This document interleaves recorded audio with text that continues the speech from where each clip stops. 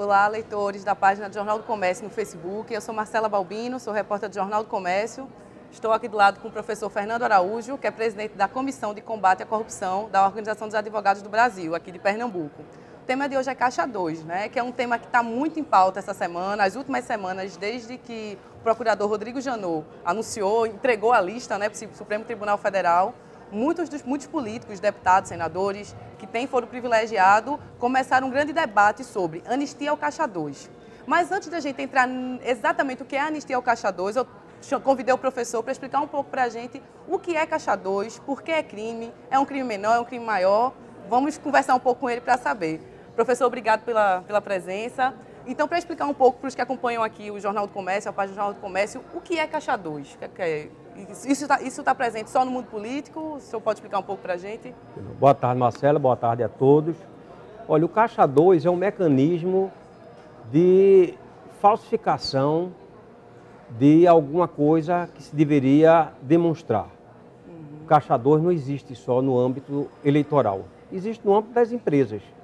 Então, a empresa que não declara um valor que recebeu, às vezes a gente tem isso até em médicos, dentistas e outros profissionais que recebem um dinheiro e a gente tem notícias que até perguntam com ou sem recibo. Isso é formar um Caixa 2. Então, o Caixa 2 é um nome que se dá a uma atitude de alguém ou de alguma empresa que quer esconder um valor que deveria declarar. Certo. Então, isso foi transposto para o âmbito político, o âmbito das campanhas políticas. Então, o político ou o partido tinha a obrigação de declarar o que recebeu, certo, de pessoas, ou antes, agora não mais, de empresas, e ele não declarava aquilo.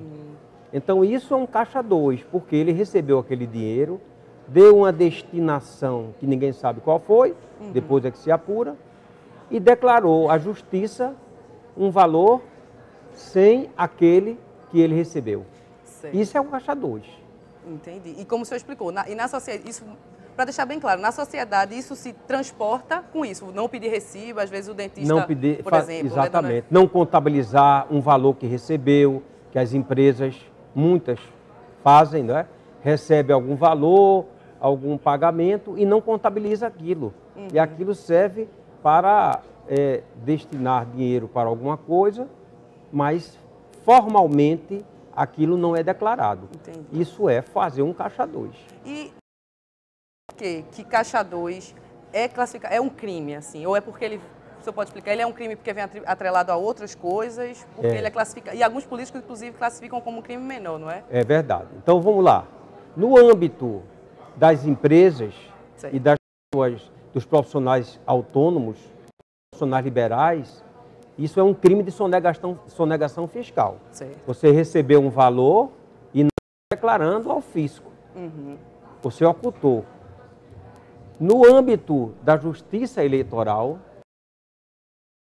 ação eleitoral. Certo. Isso representa falsidade ideológica também, porque você vai declarar para um juiz eleitoral que você tinha tanto, recebeu tanto, quando você recebeu mais do que aquilo. Então, você está sonegando uma informação importante ao juízo. Então, muitas vezes, esse crime, que é de sonegação eleitoral, ele se conjuga com outros. Certo. Porque ele pode vir atrelado à corrupção, que é o agente público receber uma vantagem até mesmo antes de assumir a função, isso é corrupção. E questão de lavagem de dinheiro. Certo. E outros crimes. Então é por isso que muitas vezes, no âmbito da política, o crime toma uma dimensão muito grande. Certo. O que se diz é o Caixa 2 apenas ligado à questão de receber o valor para a campanha e não declarou. Então, como se fosse isso somente, seria um crime mais simples, de sonegação eleitoral. O problema é que ele nunca aparece, nunca não, mas na maioria das vezes ele nunca vem só. Normalmente não vem só. Ele vem atrelado a outros crimes, como corrupção, alguém que deu dinheiro àquele candidato, que já um político com a promessa de que depois ele vai facilitar a vitória numa obra, numa concorrência, etc. Numa licitação. Então, esse caso aí, desse Caixa 2, ele não está sozinho, ele está atrelado à corrupção. Certo. Ô, Roberto, inclusive a gente botou essa semana, né? A gente publicou ontem no Jornal do Comércio uma matéria, doutor Fernando, mostrando as modalidades de Caixa 2, que a gente colocou como tendo 3, né? Que é justamente, tem essa da propina não declarada, a propina de uma empresa, né? Vocês podem conferir, tá aí uma materinha legal, que é justamente esse assunto está bem na pauta nessas últimas semanas. Aí você pode conferir, está bem didático, né? A gente tentando explicar como é que é feito o Caixa 2, o porquê que é tão perigoso, tão maléfico, né, para a nossa democracia. Agora me diga, uma dúvida que fica, por que a fiscalização ainda é tão baixa? Porque eu não consigo me recordar uma pessoa que tenha sido punido por Caixa 2.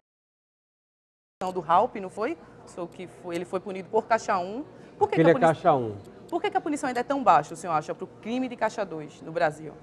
A punição aí era baixa, não é? Ou vinha sendo baixa, porque a justiça ela está se aperfeiçoando. Certo. Os mecanismos de controle e de fiscalização eles estão se otimizando. A gente pode dizer que, a rigor, só a partir de 2002 é que começou a existir uma exigência maior com relação à prestação de contas, que antes existia, mas não com esse rigor que veio se aperfeiçoando a ponto de ter chegado a um ápice em 2016, que inclusive gerou uma campanha nacional patrocinada pela Ordem dos Advogados, e aqui nós atuamos, junto com o Tribunal Regional Eleitoral, a Procuradoria Eleitoral e outras instituições, Polícia Federal, exatamente para mostrar ao eleitor, ter cuidado, não é, com essas sondagens, essas atitudes que muitas vezes significam esse uso de Caixa 2. E até desdobramentos disso, como foi o caso nessa eleição, do uso alugado do CPF. Como não houve contribuição de pessoa empresa, jurídica, né? Então as pessoas chegaram a pedir CPFs emprestados. Nossa. E se descobriu até pessoas do Bolsa Família fazendo doações. Fazendo doações, não podiam, né? Coisas incompatíveis com sua renda. Exatamente porque a gente tem que combater isso, porque tem uma capacidade de transformação, de metamorfose muito grande. Veja que hoje a gente já está falando de Caixa 1, Caixa 2, Caixa 3. Exato. Então, se a gente não tomar uma providência agora, radical, séria, a gente não sabe o que pode acontecer para frente, né? Como esse vírus da Zika, né? Exato, vai se desdobrando, vai tendo várias consequências. De repente então, a gente já vê o estrago feito, né? Agora, doutor Fernando, me diga uma coisa. No caso do Valdir Halp, que ele foi, acho que foi condenado, não sei se você me corrige, ele não foi condenado ainda não, mas o inquérito foi para o STF por Caixa 1. Foi autorizada a investigação. Por que exatamente? O Caixa 1, teoricamente o Caixa 1 é legal. É legal. Ali porque o que está tentando provar, ele ainda não foi. Ele está apenas indiciado, não é? Foi um indiciamento e esse indiciamento, através do inquérito, o Supremo autorizou as investigações no sentido de provar que ele teria usado, né? Vamos dizer, não usou, teria usado o Caixa 1 de maneira maquiada. Certo. Quer dizer, o dinheiro entrou, mas vindo com uma aparência. Então, entrou no lugar correto, Caixa 1, mas para dar uma aparência legal. Isso é o que se vai provar. Certo, mas é porque criou um grande medo, não foi? Um precedente. Se Caixa 1 também Caixa 1 também seria crime. Porque Caixa 1 é uma coisa aprovada pela lei. Do Caixa 1, contribuição, no caso de pessoa física, agora, que o Supremo proibiu pessoa jurídica, e a ação do fundo partidário. Isso pode, é Caixa 1. Agora, o que está tentando provar é que está havendo doação, ou de que houve doação no passado, quando se podia de pessoa jurídica, mas com dinheiro vindo de uma fonte contaminada. Certo. E outra dúvida, é que essa semana que passou, nos últimos tempos, tem muitas pessoas, intelectuais, autoridades políticas, muitos deles, têm feito um discurso meio que de defesa ao Caixa 2. O ex-presidente Fernando Henrique saiu com a nota em defesa ao Aécio Neves, que estava na lista. Tem o marqueteiro, né, de Lula, Dilma, que era João Santana, dizendo que 98% das empresas, das campanhas políticas tinham Caixa 2. Aí teve o Emílio Odebrecht, que disse que praticamente isso vinha do pai, do filho do Marcelo, como se Caixa 2 fosse uma coisa enraizada, quer dizer, é enraizado, infelizmente, mas normal. Assim, por que tem essa defesa tão grande dos políticos em quererem a anistia do Caixa 2? Por que está essa queda de braço? Políticos, por que é tão importante para eles? Porque, em primeiro lugar, eu considero que não deve haver anistia. Certo. Não deve haver. Anistia, só para explicar, é o perdão? Seria o perdão, seria o que se tentou fazer há poucos dias, né, há uns meses atrás, uma lei que dissesse, em geral, quem usou dinheiro para a sua campanha e esse dinheiro não foi declarado à justiça, até agora estaria anistiado. Daqui para frente não estaria mais. E justamente são todos que estão na Lava Jato, Isso não tem sentido. O Instituto da Anistia é um instituto que normalmente ele é usado em questões políticas. Certo. Essa é a tradição do Brasil. Em caso, assim, tem uma revolução, não é? Tem uma tentativa de golpe ideológico, não é? Como foi o caso de 64, né? Que em 79 saiu uma anistia, porque gerou pessoas que militaram na luta armada, muitos morreram, né? E tal, e aí se fez uma lei de anistia para punir os crimes políticos, crimes ideológicos, né? Tentativa de tomar o poder de um, do outro, etc. Isso sim, mas para você fazer uma anistia para perdoar crime, isso não é possível. Perdoar o crime, então, daqui a pouco, como o Brasil é um lugar que tem muitos crimes de homicídios, vai alguém tentar fazer uma anistia para quem matou. Bem, quem matou até aqui, matou. Agora não se mata mais. Isso não tem sentido. Não existe, né? Então, é uma atitude profilática, é a atitude de se apurar exemplarmente, se punir para desestimular para o futuro. Sim. Porque senão isso cai naquela situação que a gente mesmo reclama quando vê. Nós pagamos nossos impostos de IPTU, não sei o quê, todos IPVA e tudo, e de repente a gente vê o poder público dizer: vamos anistiar quem não pagou esses outros 10 anos e daqui em diante todo mundo paga. Quem então seria um desestímulo, né? Para quem é correto, para quem é certo, para quem procura agir de acordo com a lei. Ô, doutor Fernando, a gente tem aqui algumas interações, né? Luiz, a nossa repórter aqui do Política, vai ler para a gente. E aí, Luiz, o que é que estão falando do nosso Bom, são alguns comentários do pessoal que está assistindo aqui no Facebook. Temos Tiago Silva, ele diz: esse dinheiro que ele está ganhando por fora está vindo de onde? Ninguém sabe, ninguém viu. Aí tem outro de Nivaldo Silva: o Brasil só precisa de uma coisa para melhorar, algo muito simples que se chama honestidade. Enquanto nós não mudarmos, não teremos dias de um futuro melhor. Só para que a gente não escutou a pergunta, e teve uma pergunta de João, que pergunta de onde está vindo o dinheiro desse político. Sim, Tiago Silva: esse dinheiro que ele está ganhando por fora está vindo de onde? Ninguém sabe, ninguém viu. É bem por aí o que a gente estava explicando, né? Porque da onde é a origem desse dinheiro do Caixa 2? Aí, como o senhor explicou, são empresas, não é? João, veja. É Tiago, né? Tiago Silva, perdão. Tiago, né? Veja lá, Tiago, esse dinheiro que vem normalmente para os maus políticos, porque não são bons políticos, e a gente tem que separar o joio do trigo, a gente tem que reconhecer que há políticos sérios, políticos de causa comum, não é? Com o bem comum, isso existe. Agora, os maus políticos, eles negociam, muitas vezes com empresas, com empreiteiras, como nós vimos, para receber esse dinheiro, se fortalecem nas campanhas e depois dão o retorno, o que é uma coisa condenável sob todos os aspectos.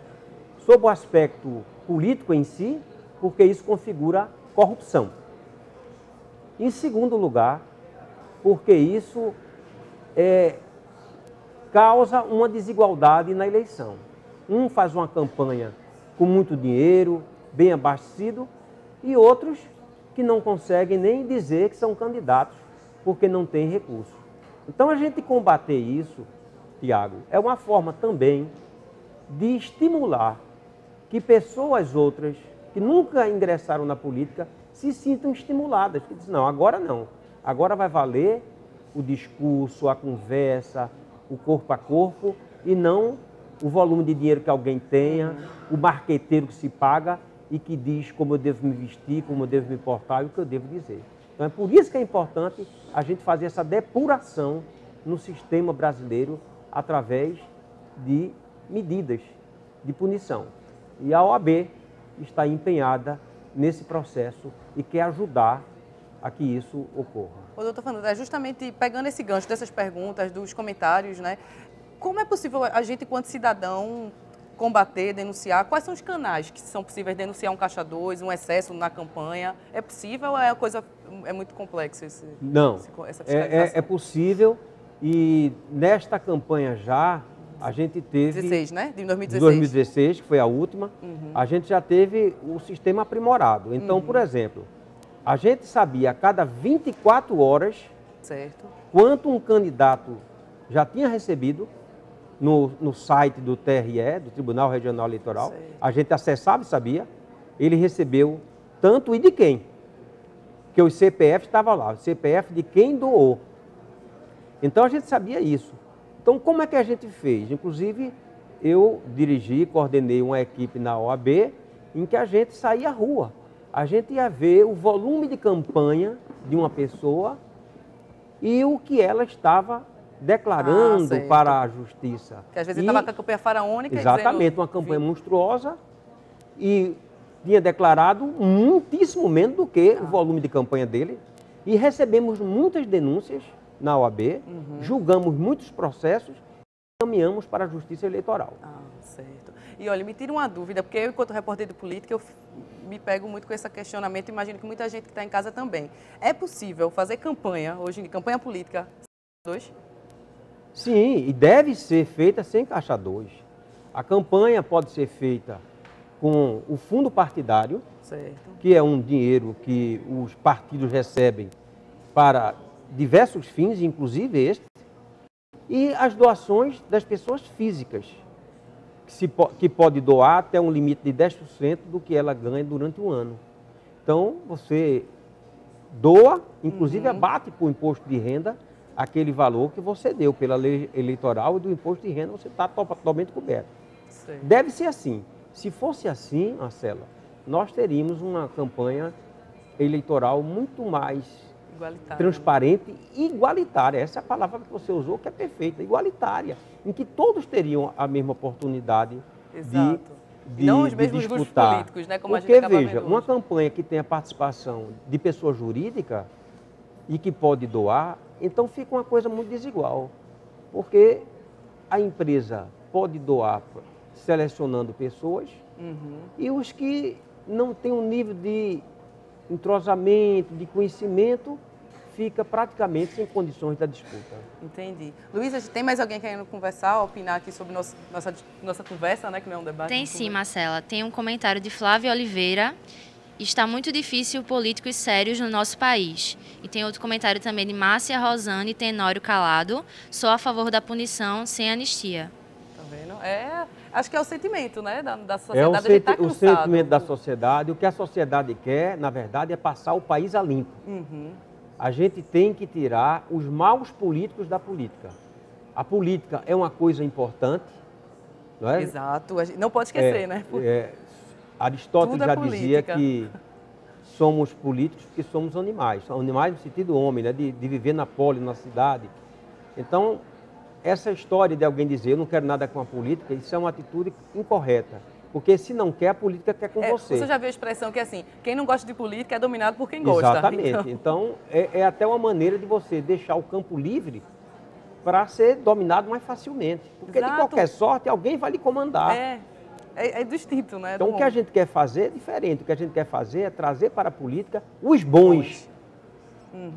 Ô, doutor Fernando, saindo só um pouquinho do Caixa 2, mas ainda todo esse contexto de Operação Lava Jato, de investigação, deixa eu aproveitar um pouco da sua sabedoria nessa área do direito para explicar o que é o foro privilegiado, que está muito em discussão também, quem tem direito e o que é que ele pode, de alguma maneira, beneficiar, não sei se é bem essa palavra, mas esses políticos envolvidos. O que é hoje o foro privilegiado? Olha, o foro privilegiado, na realidade, o nome técnico dele é foro por prerrogativa de função.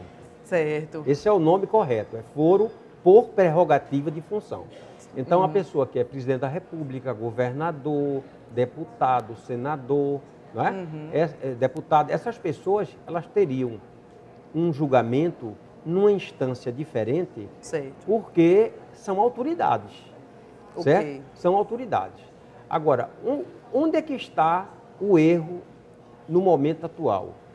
Está em que querem considerar, e já se considera até na lei, que tudo que a pessoa fizer vai ser julgado por esse foro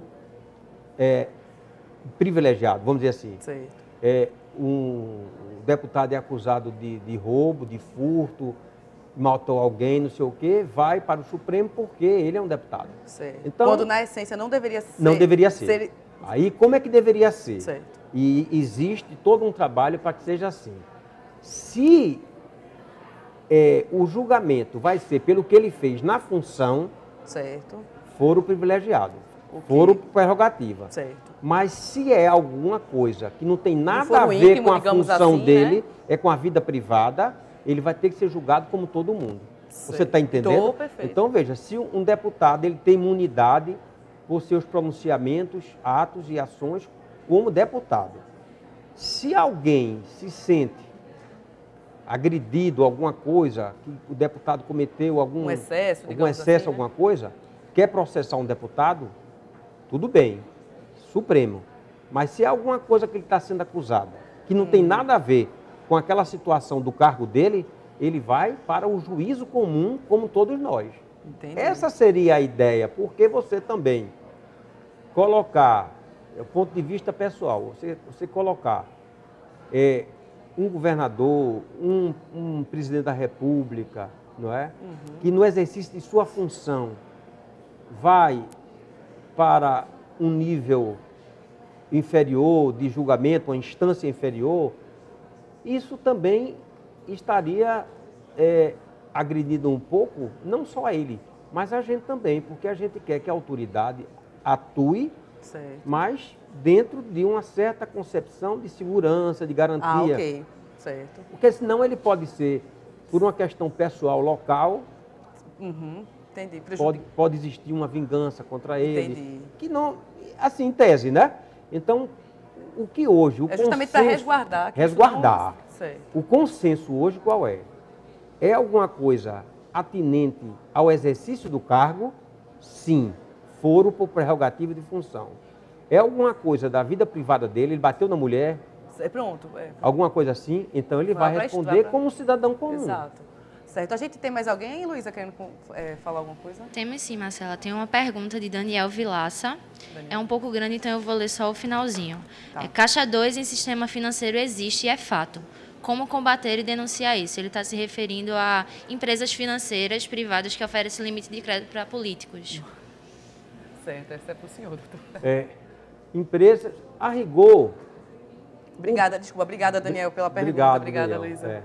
A rigor, o político, ele deveria passar o mandato dele sem recorrer a empréstimos, certo, sobretudo empréstimos oficiais.